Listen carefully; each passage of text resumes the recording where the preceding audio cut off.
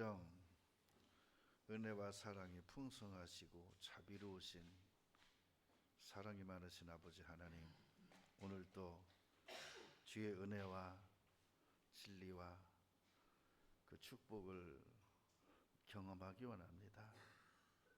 우리 삶 속에 체험하기 원합니다. 우리 영혼이 그 은혜의 단비로 풍성하기 원합니다. 우리 사랑하는 형제자매들 축복하시고 건강과 은혜와 물질과 가정의 평안과 안녕을 허락해 주옵소서. 이제 명절을 맞이해서 가족 간에 참 화목이 되게 하시고 같은 진리를 품을 수 있는 가족들에게 은혜를 허락하옵소서. 예수님 이름으로 기도드립니다. 네. 자, 이사야 53장.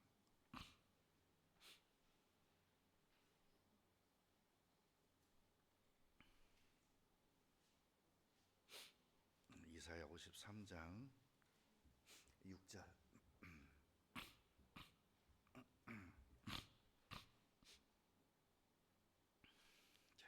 우리는 다 양 같아서 그릇 행하여 각기 제 길로 갔거늘 여호와께서는 우리 무리의 죄악을 그에게 담당시키셨도다.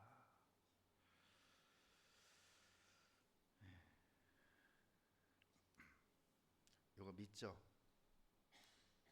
믿는데 많이 거기서 담당시킨 내용에서 내가 스스로 많이 밀어내는 것 같아요. 그가 찔림은 우리의 허물을 인하며 5절. 예수님이 내 허물 때문에 찔리셨다. 그러면 내 허물이 다 갚아지셨다. 나는 이제 허물이 없다. 근데 어때요? 우리 허물 많죠? 그가 찔림은 우리의 허물을 인하며 했는데 난 허물이 많아요. 이걸 이 부분이 해결이 안 된 사람들 입장에서는 딜레마에 빠질 수밖에 없어요. 그러나 이것이 해결이 된 것이 믿어지는 사람에게는 허물 많은 나를 바라보는 게 아니라 이 허물을 해결해 주신 그분을 바라보는 거예요. 바라보는 것이 시선이 어디에 있느냐에 따라서 그 믿음이 확고해지고 또는 반대로 흔들리기도 한다는 것을 느낍니다. 만약에 예수님이 내 허물 때문에 십자가에서 그렇게 찔리셨는데 아직도 나는 허물이 많아 라고 말한다면 예수님의 찔림이, 십자가의 고난이 억울한 거예요. 그 고통이 어떤 고통이었고 그 죽음이 어떤 죽음이었고 그 아픔이 어떤 아픔이었는데요. 그 예수님이 나를 위해 하신 일을 그렇게 없는 것 같이, 안 했던 것 같이, 언제 그런 일이 있었어 라는 것 같이 내 마음은 그게 아닌데 행동이 그렇게 된다면, 그죠?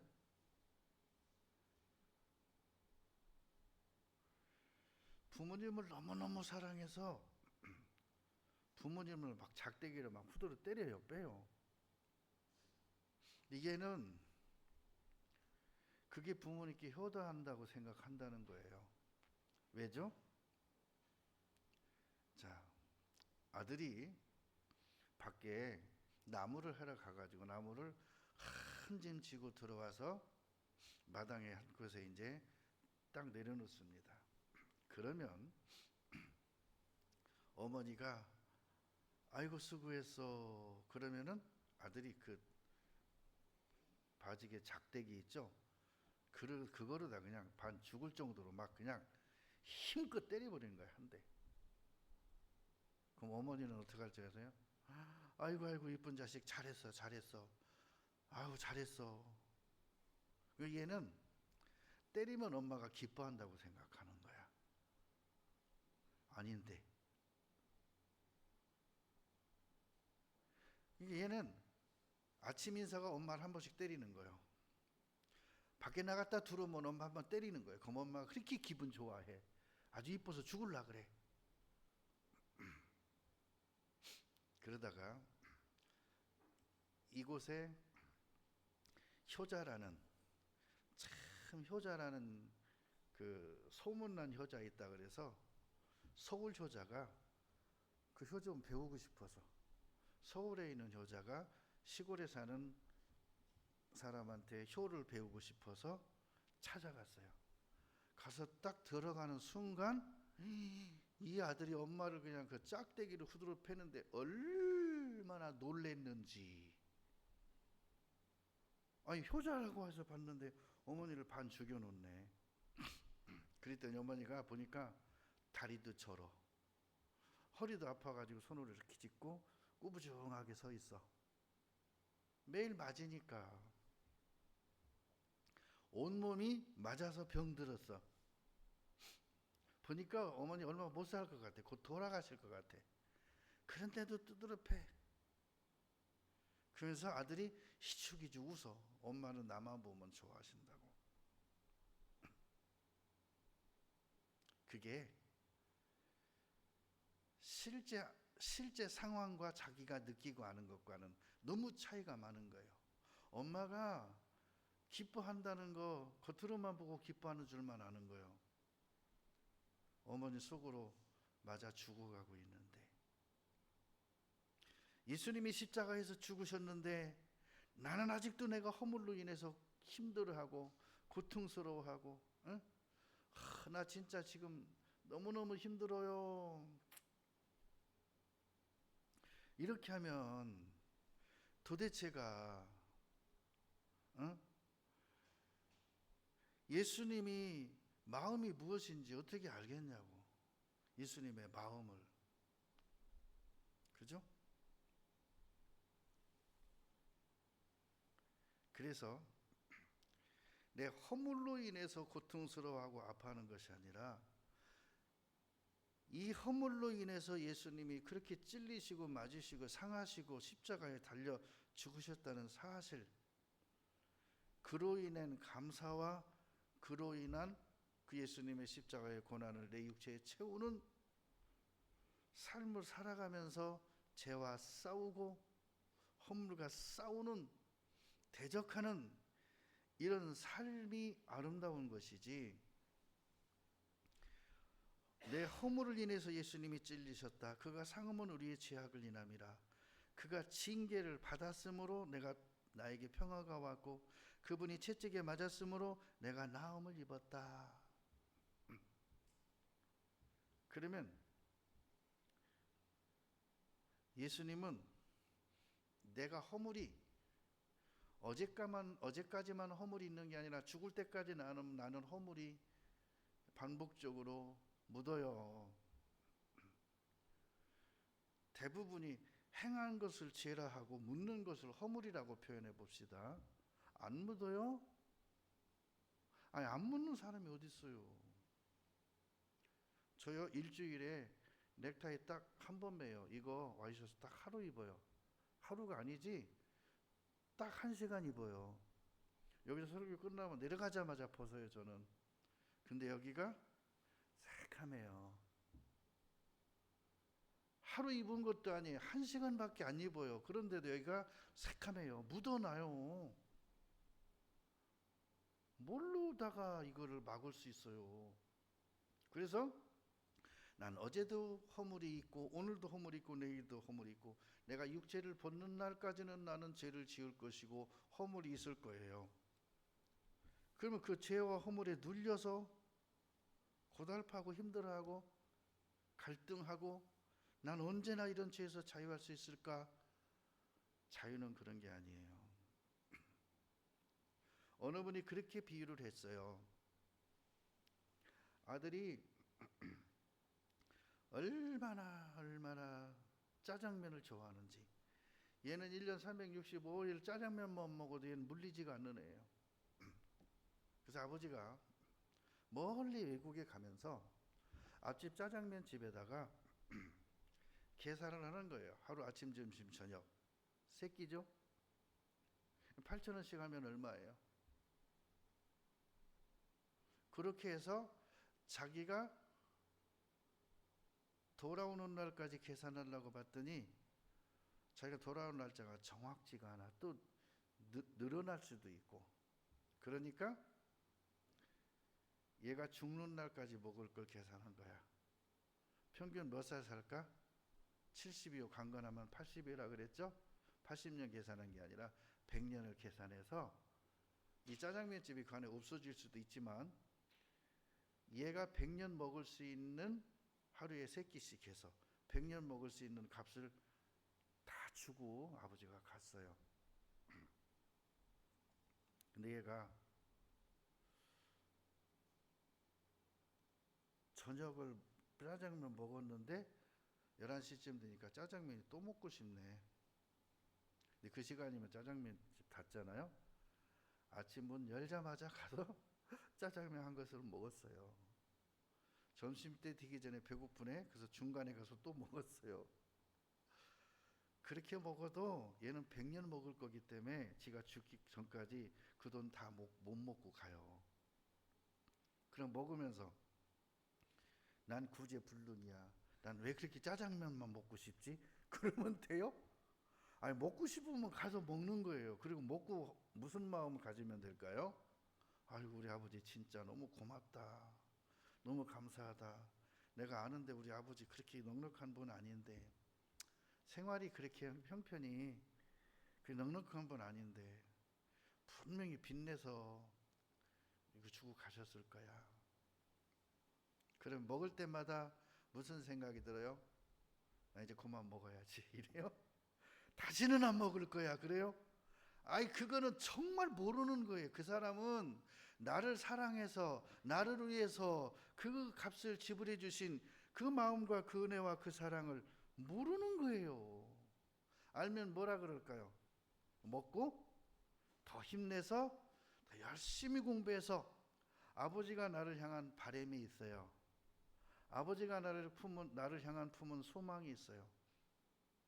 나는 반드시 아버지의 마음을 흡족하게 하는 일을 해드려야겠다. 그게 만든 거예요. 그걸 가리켜 뭐라 그러냐? 철들었다 그래요. 근데 죽을 때까지 철 안 드는 사람이 있죠. 어려서 철드는 애들이 있어요. 대부분이 어려서 철드는 애들은요, 태어날 때 질병을 갖고 태어난 애들. 태어나는데 심장에 판막이 하나가 제대로 안 돼 있어서 새. 그래서 심장 판막 수술을 했는데 보니까 다른 부분에 또 한 부분이 있어서 가슴을 2번 열었어. 아기 때, 갓난이 때. 얘는 4살, 5살 되면요 철들어요. 그래가지고 웬만큼 아파서는 아픈 표현 안 해요. 웬만큼 힘들으면 힘든 표현 안 해요. 그러고 얘가 하는 일은 오직 공부예요.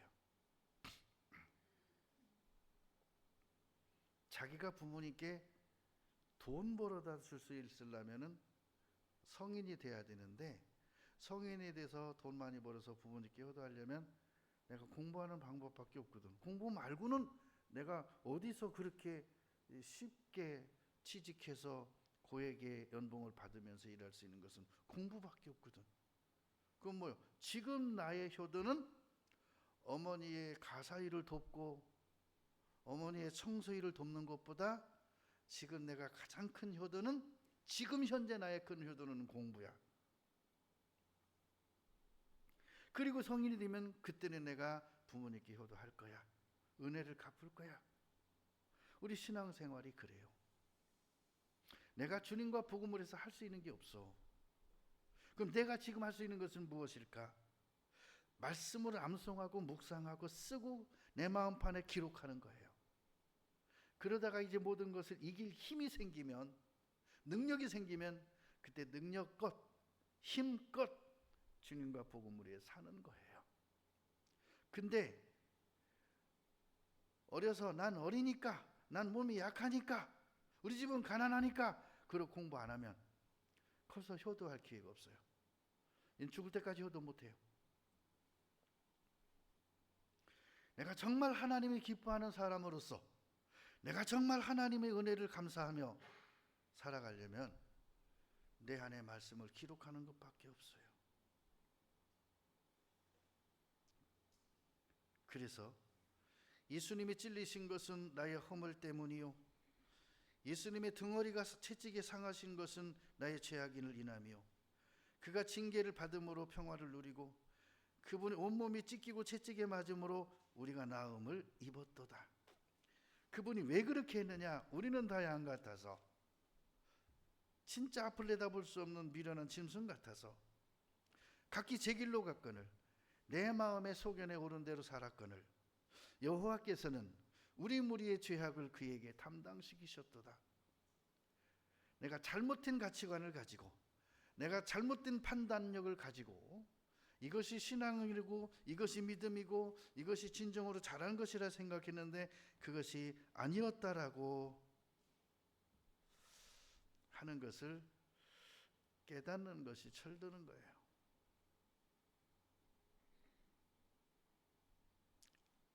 4절 보겠습니다. 그는 실로 우리의 질구를 지고 우리의 슬픔을 당하였거늘. 이게 이제 잘못된 생각이죠. 우리는 생각하기를 그는 징벌을 받아서 하나님께 맞으며 고난을 당한다 하였노라. 예수님의 십자가의 고난이 나와 상관이 없다고 생각하는 거예요. 그것은 예수님이 이스라엘에 태어나셔서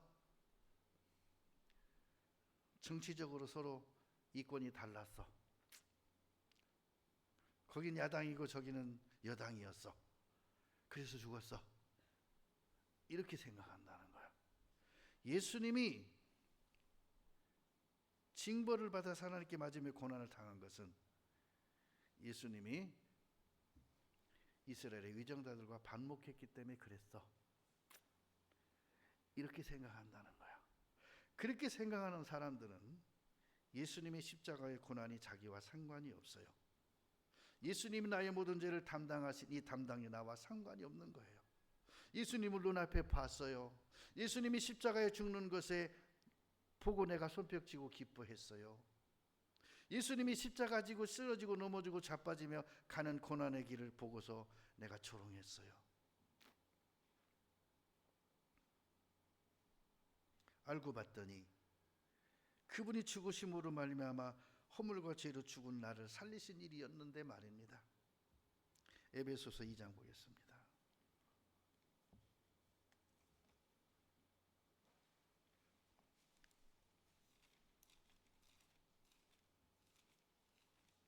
에베소서 2장 1절 너희의 허물과 죄로 죽었던 너희를 살리셨도다. 우리가요, 예수님이 십자가에서 나의 죄와 허물을 영원히 담당하시고 죽으시고 부활하신 일이 있기 전에는 난 태어나지도 않았는데, 난 태어나기 전부터 죄와 허물을 내가 가지고 태어날 팔자였어요. 팔자는 뒤집어져 팔자고 세워놔도 팔자예요. 모래시계 있죠. 뒤집어 놓으면 그게 똑바로 서 있는 거예요. 또 뒤집어 놓으면 그게 또 똑바로 서 있는 거예요. 그 모래가 떨어지는 시간이 얼마든가요? 1분? 3분? 크기에 따라 달라요. 조그만 건 빨리 떨어지고 그 속에 모래가 많은 것은 모래양이 많으니까 시간이 좀 걸리고. 그래서 제가 예쁜 모래시계를 사다 놨는데 떨어뜨려서 깨뜨렸어요. 그래서 안 깨지는 걸 사다 놨어요.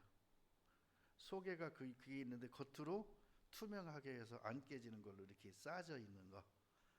던져도 안 깨져요. 몇 번 떨어뜨리는데 안 깨져요. 근데 그게 나한테는 그 시간이 의미가 없어요. 딱 뒤집어 놓으면 2, 3분 만에 다 떨어지고 없어. 그때마다 뒤집어 놓자니 귀찮아.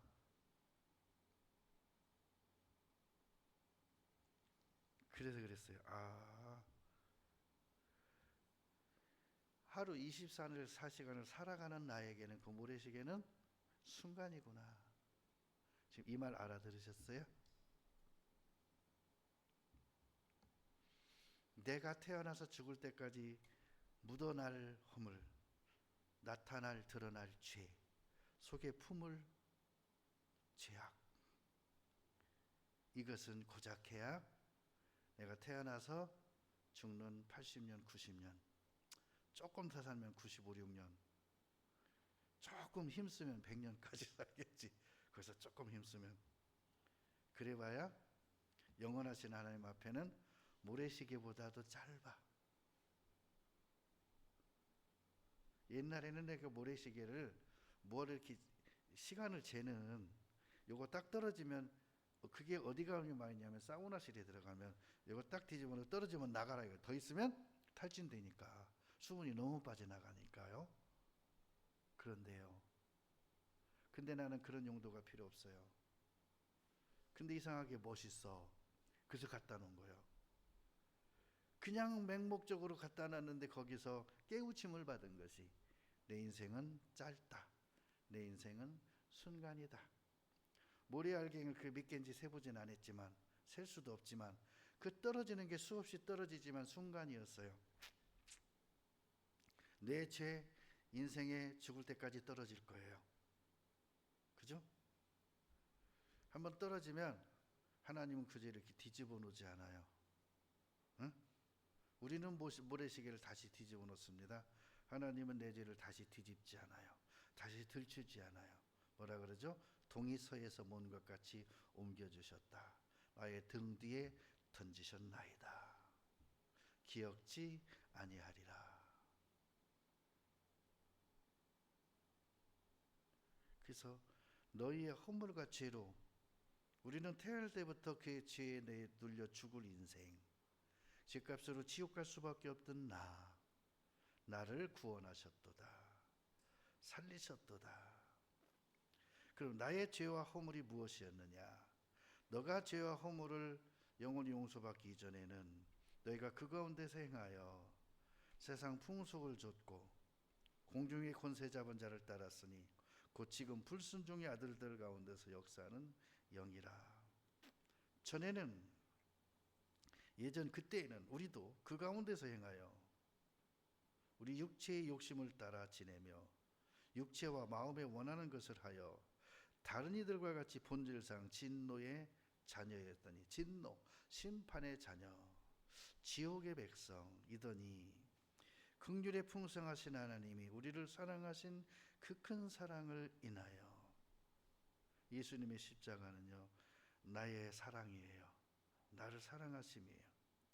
허물로 죽은 우리를 그리스도와 함께 살리셨고 너희가 은혜로 구원을 얻은 것이라.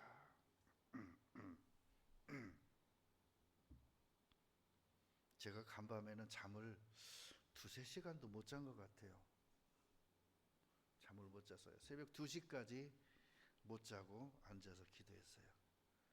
막 누워 잠들었는데 우리 집사람이 깨워요. 너무 힘들다고 좀 주물러 주라고.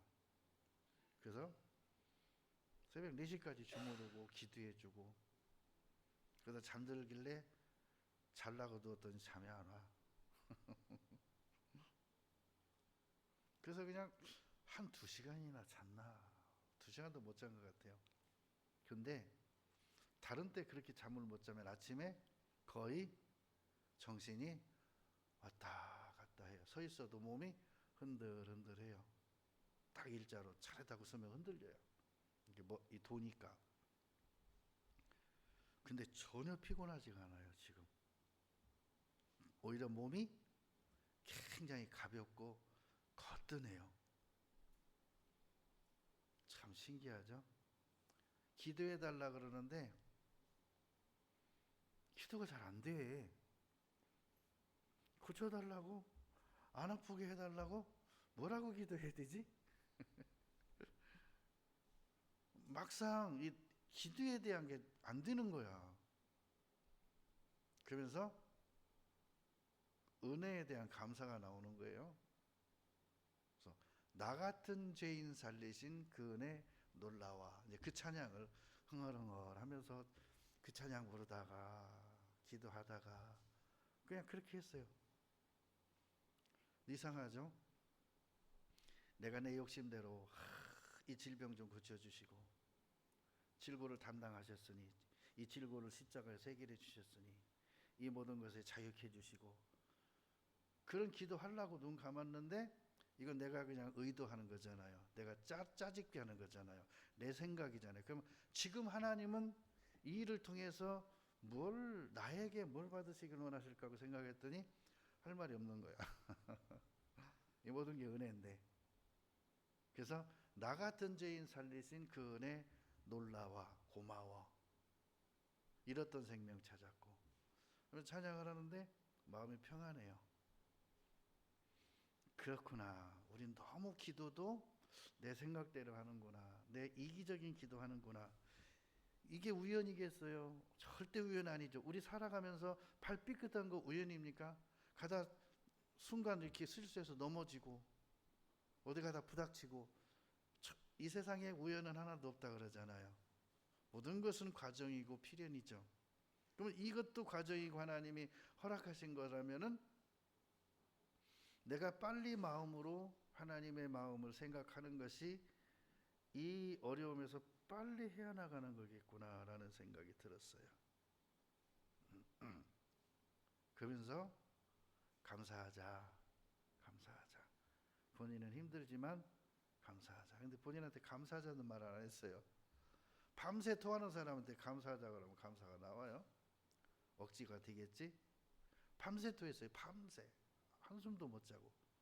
나야 잠 안 자는 것만 힘들지만 거기는 토하니까 더 힘들었겠죠. 그런 거예요. 그래서 그랬어요. 이런 상황에서 감사할 수 있다면, 그러니까 억지로 감사를 짜내는 게 아니라 진정한 감사가 나올 수 있다면, 그래도 내가 하나님의 마음에 어느 정도는 부합한 오늘 하루가 되겠구나 하는 생각이 들었어요. 자, 요한복음 11장.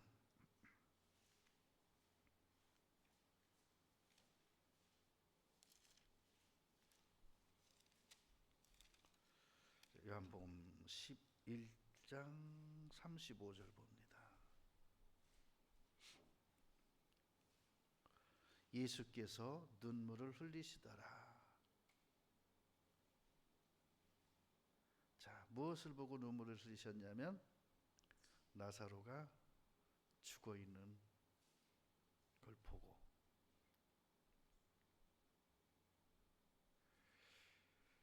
가라사대 그를 어디 두었느냐 가로되 주여 와서 보옵소서. 예수께서 눈물을 흘리시더라. 여기서 여러분은 무엇을 느끼세요? 이 말씀에서 무엇이 와 닿으세요? 저는 그랬어요. 어떤 상황에서도 눈물을 흘리지 말자. 왜? 예수님이 날 대신해서 충분히 울어주셨어. 밤새 우셨어. 피눈물을 흘리셨어. 내가 울면 예수님의 눈물이 헛될 것 같아. 다시는 어려움으로 인해서, 질병으로 인해서, 고난으로 인해서, 물질적 힘듦으로 인해서 울지 말자. 그러면 무엇에 대한 우리는 눈물을 해야 될까? 감사의 눈물, 은혜의 눈물. 정말 내게 주신 은혜, 내게 주신 복을 세어가면서 감사의 눈물, 그것이 영원한 제사, 영원한 속죄 제사에 될 거예요. 그래서 하나님은 내가 당한 고난을 책에 기록하기보다는 내가 흘린 감사의 눈물을 주의 병에 담으시고 주의 책에 기록하신다는 거예요. 고난으로 인한 것은 예수님이 이미 그거 고난 다 주의 병에 채우셨어요. 온 세상 사람의 고난을 이미 넘치도록 채우셨어요. 거기에 더 이상 채울 건 없어요. 우리 고난은 영원히 갚으셨어요. 곤고와 질병 영원히 갚으셨어요. 그건 기록하지 않으셔요. 영원히 지워버렸기 때문에. 내 삶의 고난은 다 지우셨어요. 내 삶의 고난은 다 지워주셨어요. 죄와 허물도 함께 지워주셨어요. 시편 56편 봅니다.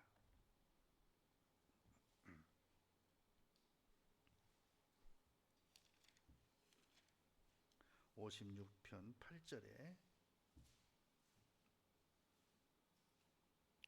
나의 유리함을 주께서 계수하셨으니.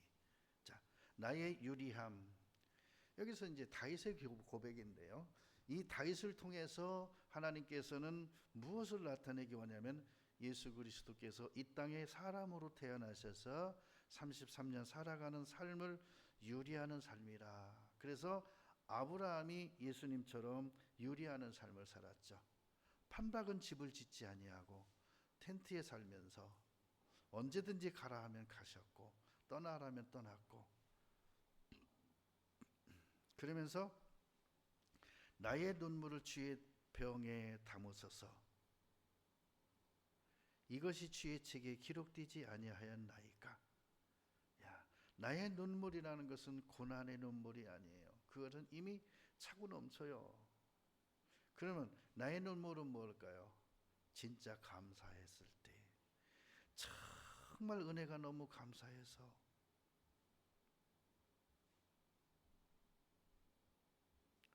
할 때 그 눈물이 병에 담아지고 주의 책에 기록이 된대요. 그래서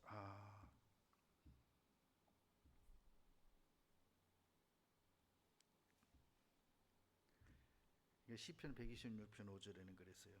눈물을 흘리며 씨를 뿌리러 나가는 자는 기쁨으로 그 단을 가지고 돌아오리로다. 그 단을 거두리로다. 기쁨으로 그 단을 거두리로다. 이 사도 바울이 자신의 고난을 위해서는 눈물을 흘린 적 없어요. 심지어는 돌에 맞아 죽어서 성 밖에 내 던지면 다시 들어가서 다시 전도할 망정 눈물을 흘리지 않았어요. 감옥에 들어가서 얼마나 두드려 맞았는지 온몸 육신고리가 아프는데도 찬송하고 감사했어요. 예수님이 십자가의 고난 때 눈물을 흘리지 않으셨어요. 십자가에서 운명하시면서까지도 눈물을 흘리지 않으셨어요. 숨조차 쉬기 어려운 상황에서도 눈물을 흘리지 않으셨어요. 그러나 온 세상 사람의 죄를 담당할 때에는 눈물을 흘리셨어요. 그것은 온 세상 사람의 눈물을 대신 흘린 거예요. 그러니까 우리는 살아가면서 눈물을 언제 흘려야 되느냐? 언제 흘려야 돼요? 감사할 때.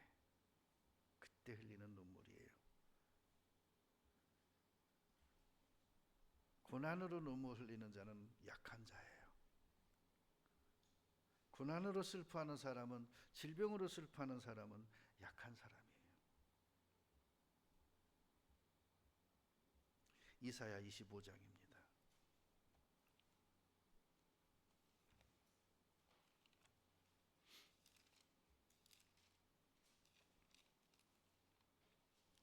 자, 이사야 25장 8절 봅니다.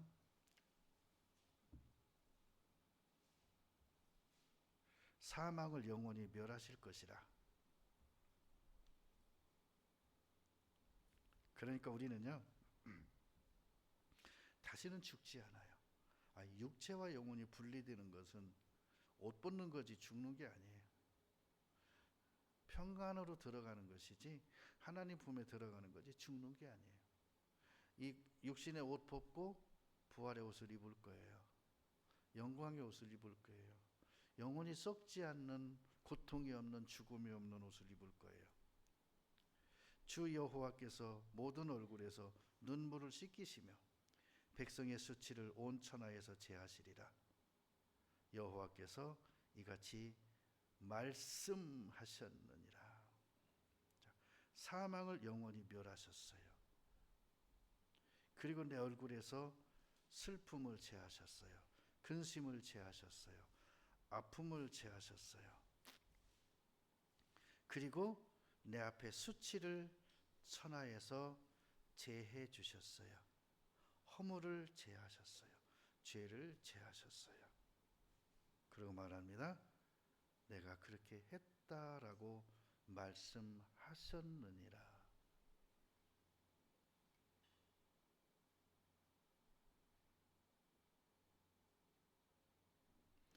그날에 말하기를 이는 우리의 하나님이시라. 우리가 그를 기다렸으니 그가 우리를 구원하시리로다. 이는 여호와시라. 우리가 그를 기다렸으니 우리는 구원을 기뻐하며 즐거워하리라 할 것이며. 그래서 뭐라 그러죠? 항상 기뻐하라. 쉬지 말고 기도하라. 자, 계시록 7장입니다.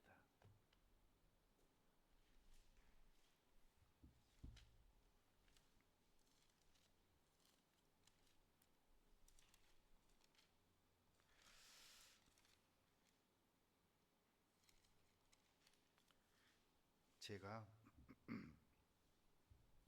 가만히 생각하는 것이 지금 현재 이제 외손녀가 둘이 태어났고 또 이제 아들 딸이 결혼하면 또 손지들이 태어나겠죠. 그때 내가 참 정말 잘해야겠구나. 내가 잘하는 게 뭘까요? 얘만 이뻐하고 쟤들 이뻐하고 이럴 수 있잖아요. 오면은 둘이 같이 안아주는데 얘만 안아줄 수 있잖아요. 그럼 이쪽 애가 뭐 할 것 같아요? 쉬게 한단 말이에요.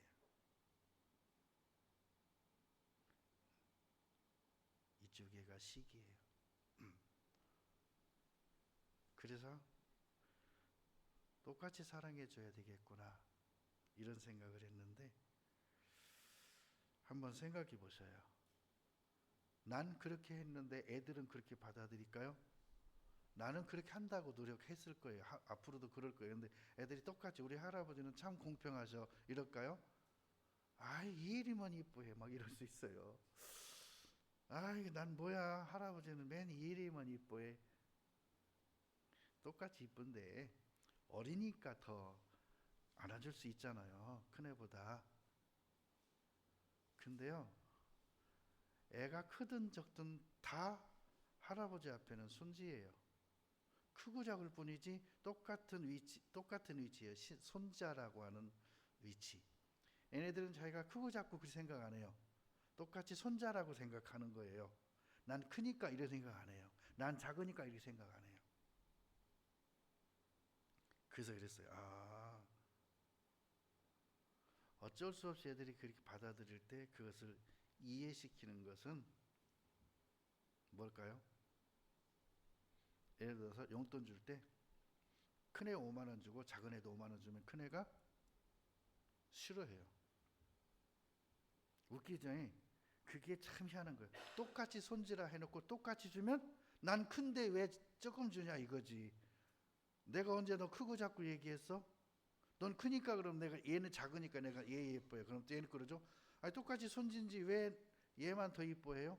똑같이 주면. 아니 난 큰데 왜 나는 똑같이 줘요? 이게요 참 뭐 욕심이라는 거야. 그래서 하나님이 나를 맏아들로 대하시고 큰 집의 맏아들 종손으로 생각하신다면 그분들은 나를 어떻게 대하실 것 같아요? 그 용돈 좀 더 주는 것 같고 생각할까요? 아니에요. 기업 물을 자로 생각해서 그렇게 대합니다. 기업 물을 자로서 그렇게 그를 대우합니다. 하나님도 그래요. 하나님은 모든 사람에 공평하게 대하시지만 왜 쟤는 더 나보다 신앙생활을 못하는 것 같은데 쟤는 하나님이 더 축복을 많이 주고 나는 더 신앙생활을 열심히 하려고 하는데 왜 나는 이렇게 맨날 하나님께 맨만 맞아요? 그게요 철없는 애들이 하는 얘기예요. 아니에요. 하나님은 나를 맏아들로 대하신 거예요. 옛날에는요 자녀가 둘 셋 있으면 큰애 옷을 사 입히죠. 둘 때는 안 사주고요 큰애 옷 물림받아서 입으라 그래요. 그럼 둘째는요, 아주 싫어합니다. 신발도 언니가 신던 거, 옷도 언니가 입던 옷. 그건 뭐란지 아세요? 버리기 아깝잖아. 엄마, 나는 그럼 언제 새 옷 입어볼 거야? 크면 이제 입겠지. 그럼 난 어린 시절이 없네? 요즘은 그렇게 안 해요.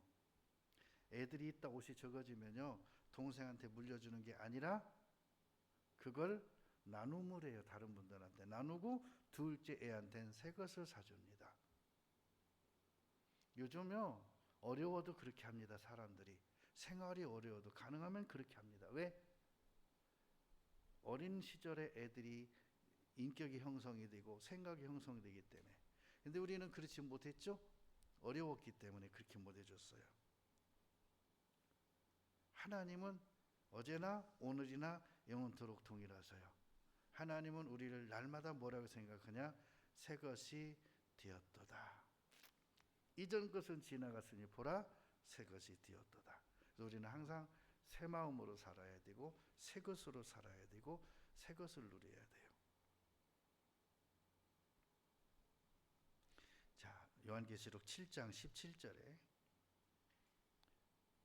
이는 보좌 가운데 계신 어린 양이 저희의 목자가 되사 생명수 샘으로 인도하시고 하나님께서 저희 눈에서 모든 눈물을 씻어주실 것이미러라.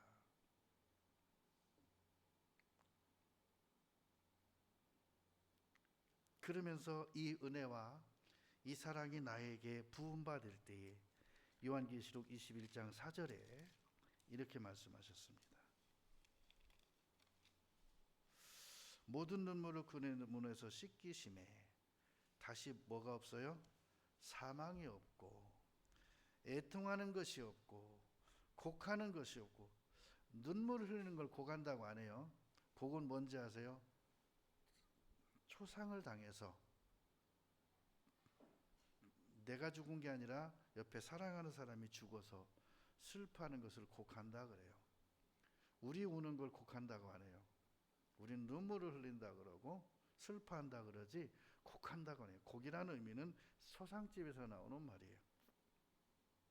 아픈 것이 다시 있지 아니하리니 처음 것들이 다 지나갔음이로라. 뭐 했다고요? 지나갔다. 무엇이 지나갔어요? 눈물도 지나갔고 사망도 지나갔고 애통하는 것도 지나갔고 곡하는 것도 지나갔고 아픈 것도 지나갔고. 에덴 동산에서는 장례식이 한 번도 없었어요. 장례식이 있기 전에 에덴 동산이 끝났어요. 그죠? 에덴 동산 나와서 아벨이 죽은 일이 있었어요. 시기로 인해서 죽임을 당했죠, 형한테. 그래서 지구상의 첫 장례식이 아벨의 죽음이에요. 그러나 하나님 앞에 가면 다시는 사망이 없고 애통하는 것이 없고 곡하는 것이 아픈 것이 없다. 아담과 하와 입장에서 가인이 아벨을 들여서 쳐 죽였을 때 얼마나 슬펐을까요? 그런 것이 다 생략돼 있죠. 얼마나 아팠을까요? 자기가 이 세상에 지음받은 후 제일 처음 낳은 아들이 자기 동생 둘째 낳은 아들을 이 지구상에 누가 있어요? 근데 그를 죽였다는 거예요. 이걸 보는 부모님이요, 자식이 자기보다 먼저 죽는 것을 보는 것을 가장 인생에서 슬픈 일이래요. 자식이 나보다 앞서는 것을 그 어떤 것보다 가장 아픈 고통이래요. 그래서 자식이 잘 되고 건강해야 되는 거예요. 그 나도 부모님이 살아계시다면 부모님 앞서면 안 되는 거예요. 다 지나갔기 때문이에요. 그래서 우리가 복음으로 산다는 이유, 믿음으로 산다는 말씀이 무엇일까요?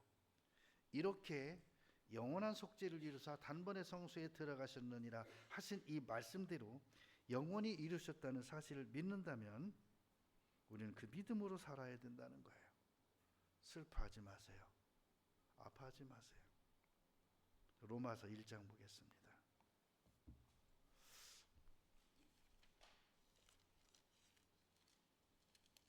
로마서 1장 17절. 복음에는 복음이 뭐죠? 예수님께서 나를 이 땅에 오시고 내 죄를 친히 담당하시고 십자가에서 죽으시고 부활하셔서 나에게 영생을 허락하시고 하나님의 나라의 맏아들로 생명책에 기록해 주신 그 은혜와 축복, 이것을 복음이라 그래요. 이 복음에는 하나님의 공의가 나의 모든 죄값을 예수님에게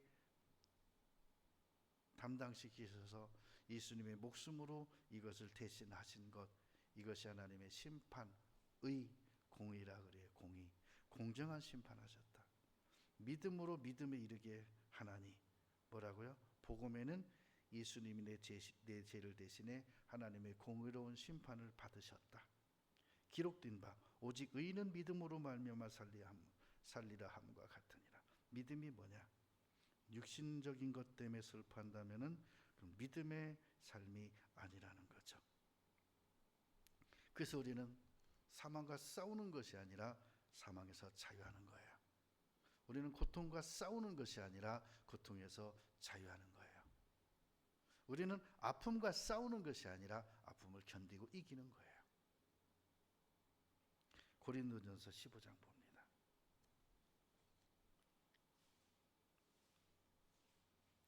15장 55절.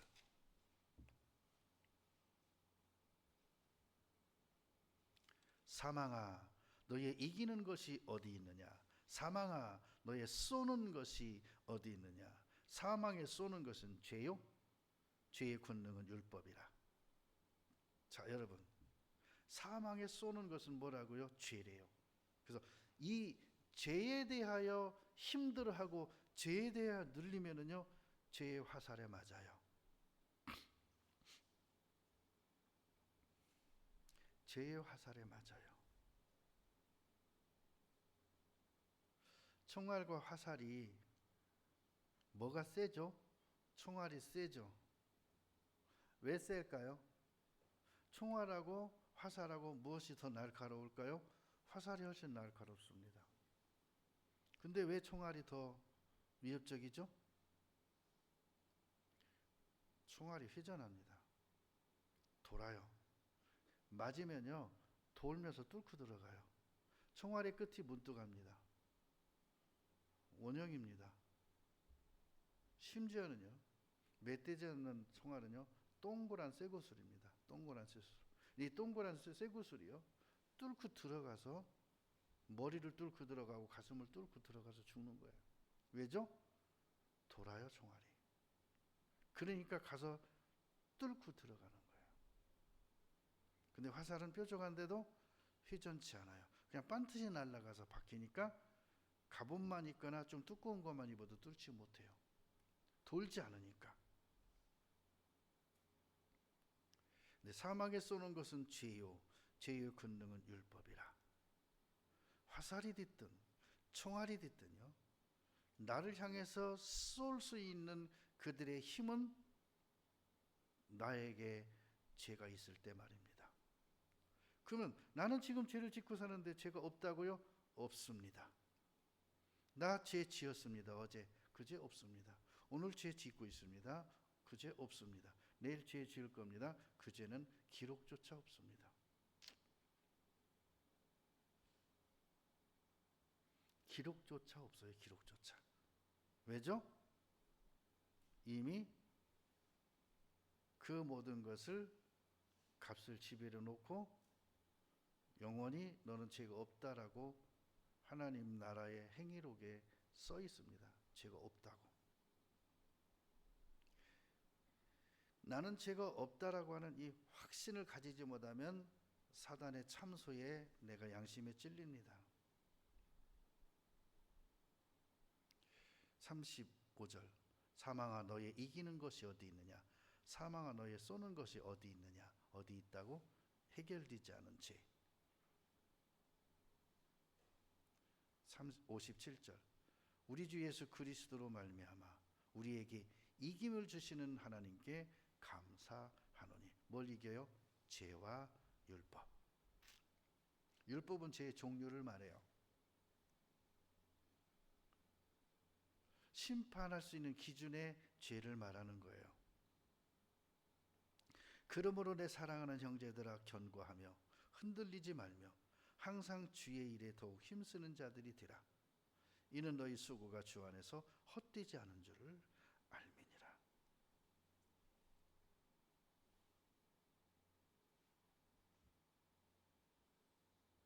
자, 욥기 6장 봅니다.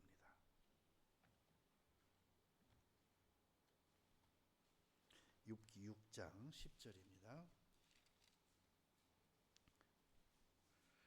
그러할지라도 내가 오히려 위로를 받고 무정한 고통 가운데서도 기뻐할 것은 내가 거룩하신 이의 말씀을 거역지 아니하였음이니라.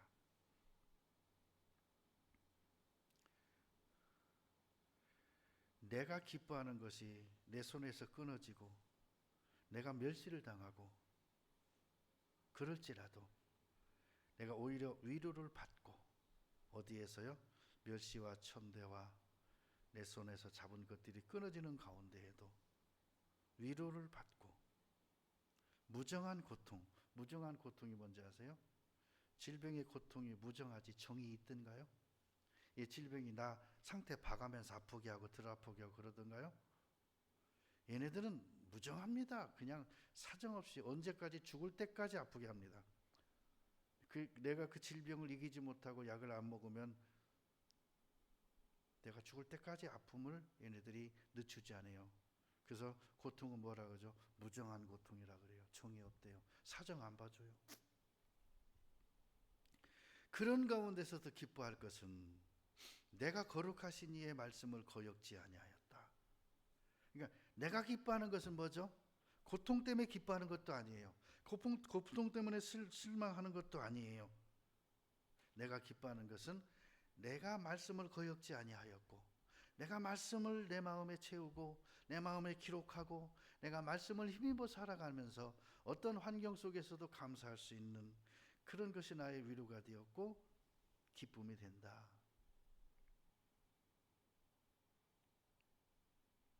그래서 찬송에도 그런 게 있잖아요. 나의 기쁨 나의 소망 되시며 나의 생명이 되신 주. 그래서 그분을 내가 늘 불러도 늘 아시는 마음뿐이래요. 요즘은 누구 좋아하는 것을 연애한다 그래요. 조선시대는 연애라는 말 안 썼어요. 뭐라고 쓸까요? 응? 은혜한다 그래. 은혜. 맞는 것 같아.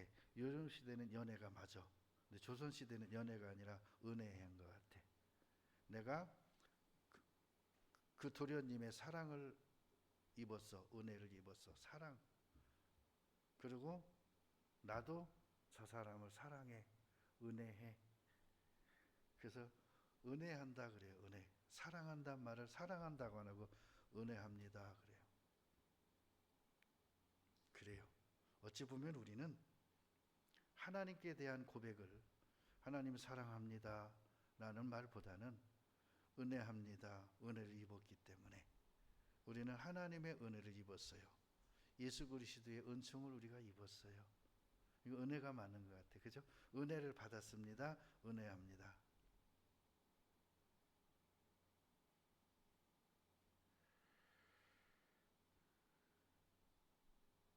자, 데살로니가 전서 3장입니다.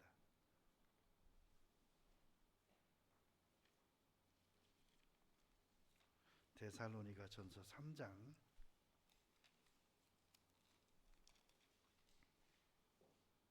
7절.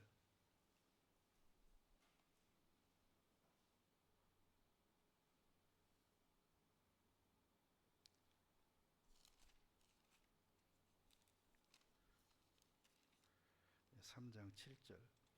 이러므로 형제들아, 우리가 모든 궁핍과 환난 가운데서 너희 믿음으로 말미암아 너희에게 위로를 받았노라. 대부분이 위로는 성도들이 데살로니가 성도들이 사도 바울에게 위로를 받죠. 고난을 받을 때 사도 바울이 와서 말씀으로 힘을 주고 확신을 주고 기도해주고 손잡아주고 병든 자 고쳐주고 아파하는 자 같이 아파해주고, 그래서 성도들이 위로를 받아요. 그때 성도들이 사도 바울의 전하는 복음과 하나님의 사랑을 그들이 깨닫고 믿음으로 견뎌나가고 믿음으로 쓰잖아요. 그로 인해서 사도 바울이 위로를 받았대요. 사도 바울은요, 성도들이 목사님 수고 많으셔요, 고생 많으시죠, 그 위로가 안 돼요. 위로는 뭐냐? 성도들이 잘 살면 위로가 돼요. 성도들이 행복해하면 위로가 돼요. 남자는요, 아내가 행복해할 때 남자는 최고로 힘이 나요. 아내가 막 소도 잡아먹을 것 같이 막 힘을 내잖아요. 남자가 힘이 나요. 근데 아내가 풀이 푹 죽어가지고 코가 심리 밖으로 코가 쭉 빠져 있으면요, 남편도 힘이 안 나요. 이게 남자가 힘들 때요, 여자가 막 그냥 황수도 때려잡을 때 힘내잖아요. 그러면 힘이 나요. 걱정이 잔뜩 뒤서 들었다가 아내를 보면 힘이 나요. 왜죠? 황수도 때려잡게 생겼거든. 근데 그냥 부족함이 없는데도 맨날 죽겠대. 그러면 진짜 죽을 것 같아요. 그래서 사도 바울에게요, 사도 바울의 위로와 힘은 성도들이 믿음으로 사는 거예요. 성도들이 믿음으로 세상을 이겨나가는 거예요. 현재와 상황을 이겨나가는 거예요. 그럼 위로가 된다는 거예요. 그러므로 너희가 주 안에 굳게 선즉 우리가 이제는 살리라. 야, 성도들이 굳게 사니까 사도 바울이 뭐라 그러죠? 아, 이제 좀 살 것 같아. 살 것 같긴요. 맨날 옥에 갇히고 두드러 맞고 이제 곧 죽을 텐데요. 근데도 뭐라고요? 옥에 갇혀도 아, 이제 나 살 것 같아. 매를 맞아도 나 이제 살 것 같아. 못 보니까 힘을 내는 성도들, 굳게 선 성도들 보니까 힘이 나는 거예요. 이제 살 것 같아. 숨통이 튀는 거야. 옥에 갇혀서 착고에 차여 있어도 숨통이 튀는 거예요. 근데 밖에 나와 있어도 성도들이 힘을 내지 못하고 믿음으로 살지 못하면 죽겠는 거야. 우리가 우리 하나님 앞에서 너희를 인하여 모든 기쁨으로 기뻐하니 너희를 위하여 능히 어떠한 감사함으로 하나님께 보답할고 지혜로 심히 간구함은 너희 얼굴을 보고 너희 믿음의 부족함을 온전케 하려 함이라. 이것 또한 하나님의 마음이에요. 이것이요, 목사님들의 마음일 거예요. 부모들은요, 자식이 잘 되잖아요. 진짜 살만 납니다. 근데 부모들은요, 자식이 자꾸 헛된 짓 하잖아요. 세상 말로 미치는 거예요.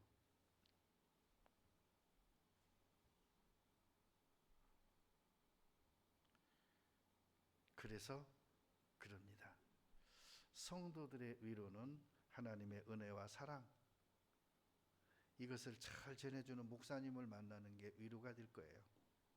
그리고 목사님들에게는 그 믿음을 지키는 자들, 그 말씀을 듣고 지켜 세속에 물들지 아니할 때 목사님들은 최고로 기뻐할 거예요.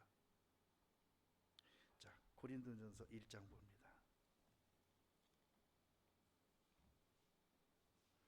고린도전서 1장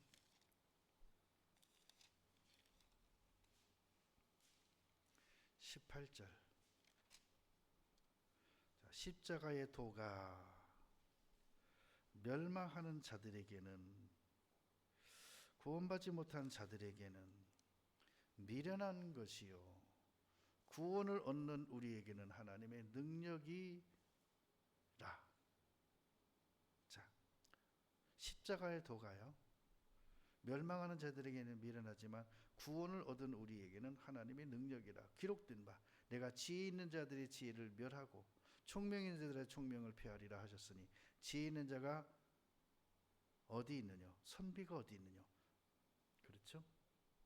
지혜는 하나님의 은혜와 사랑을 아는 거예요. 그는 구분할 줄 알아요. 그렇죠? 하나님이 기뻐하는 것과 싫어하는 것 구분할 줄 알아요. 그것이 곧 우리의 신앙생활과 같은 것입니다. 기억하십시오. 예수님께서 나의 모든 것을 담당하셨다고. 죄와 허물, 질고 슬픔 다 담당하셨다고. 그리고 예수님이 그 모든 고통을 대신 담당하시고 그분이 날 대신에 울음을 끝내주셨다고. 그래서 예수님이 오라버니 죽음을 놓고 울고 있는 마리아와 마르다에게 울지 말라 그럽니다. 울지 말라. 아니, 오라버니가 죽어서 썩어서 냄새 나는데 눈물이 안 나와요? 울지 말라. 자식과 함께 마지막 밀가루 털어먹고 굶어 죽을 거예요. 울지 말라, 슬퍼하지 말라. 그죠? 3년 6개월 동안 땅에 비가 안 오고 기근이 들었을 때 그 과부 집은 풍성히 먹고 살았어요. 기근이 끝날 때까지. 여호와 손이 짧아졌느냐? 아닙니다. 창조자의 손은 나를 향해 지금도 뻗어 계십니다. 그 능력자의 손은 지금도 내 삶을 붙잡고 계십니다. 그분은 지금도 우리와 함께 하십니다. 힘내시고 용기 내시고 절대 믿음의 약함을 보이지 마시고 사내답게 대장부처럼 좌우로 치우치지 말고, 그렇죠? 이 명절 기간에도 힘있게 생기발랄하게 지내십시오. 함께 기도하겠습니다. 우리를 사랑하시는 그 큰 사랑이 나요, 오늘도 내 마음에 은혜의 단비를 촉촉히 내려주시니 감사합니다. 내가 이 은혜에 감사해서 눈물을 보였던 적이 언제였던고, 이 구원의 즐거움을 회복시켜 주시고 이 천국의 소망을 더욱 크도록 역사해 주옵소서. 예수님 이름으로 기도드립니다.